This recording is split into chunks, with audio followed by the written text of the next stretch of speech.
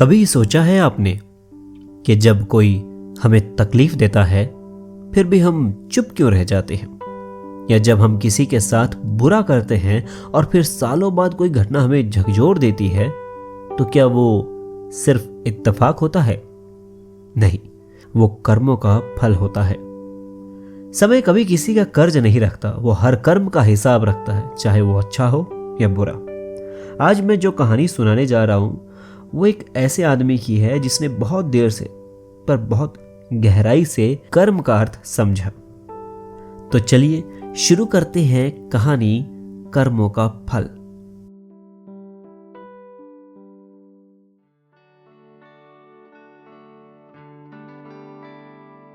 एक गांव था चंदपुर, शांत सादा, मिट्टी की खुशबू से भरा हुआ।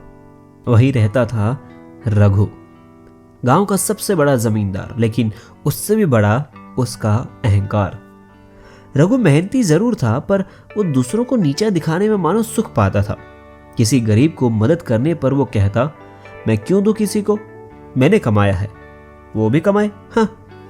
गांव के मंदिर में जब साधु बाबा प्रवचन देते तो रघु हंस कर निकल जाता। बाबा लोग बस बातें करते हैं, पेट नहीं भरते।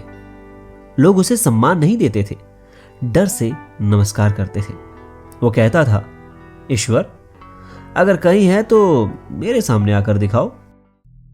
एक बार की बात है, रघु के खेत में काम करने वाला एक बूढ़ा मजदूर गिर गया, हाथ टूट गया था, दर्द से कराह रहा था। रघु वहां पहुंचा तो सबको लगा वो मदद करेगा, पर बोला, जो काम नहीं कर सकते वो मेरे किसी काम के नहीं, और उसे खेत से निकाल दिया।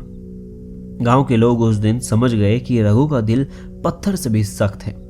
वो बूढ़ा तो चला गया पर जाते जाते बोला, रघु जो आज तेरा दिल नहीं पिघल रहा वो कल किसी अपने के लिए रोएगा। ये मेरा शाप नहीं, अनुभव है। रघु इस पर हंस दिया, बोला, बुजुर्ग लोग बस डराने की बातें करते हैं।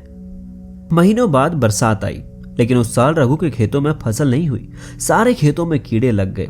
उसने बहुत दवा छिड़की, बहुत कोशिश की, पर हर प्रयास व्यर्थ गया।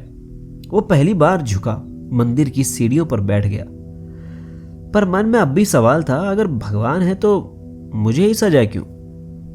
उस रात वो बहुत देर जागता रहा। तभी उसका छोटा बेटा मोहन बीमार पड़ गया। पहले तो लगा सर्दी होगी, पर धीरे धीरे बुखार बढ़ता गया। वैद्य जी को बुलाया, लेकिन वही वैद्य जिसके बेटे को रघु ने कभी अपमानित किया था। वैद्य ने उसकी तरफ देखा और कहा, कभी कभी इलाज दवा से नहीं कर्म से शुरू होते हैं रघु। रघु के पास शब्द नहीं बचे। उसने झुककर पहली बार किसी के आगे हाथ जोड़े, लेकिन दिन बीतते गए और उसके छोटे बेटे मोहन की हालत बिगड़ती गई। रघु ने सब कुछ खर्च कर दिया पर मौत को नहीं रोक सका। वो दिन उसके जीवन का सबसे बुरा दिन था। कई महीनों के बाद गांव में सब कहते कि अब रघु वैसा नहीं रहा। उसने मंदिर जाना शुरू किया, लोगों से माफी मांगी, मजदूरों को वापस बुलाया और धीरे धीरे उसने दूसरों की सेवा में खुद को लगा दिया। वो बच्चों की पढ़ाई के लिए पैसे देता, गरीबों को दवा दिलवाता और किसी से रूखा बोलता तो रात भर नींद नहीं आती।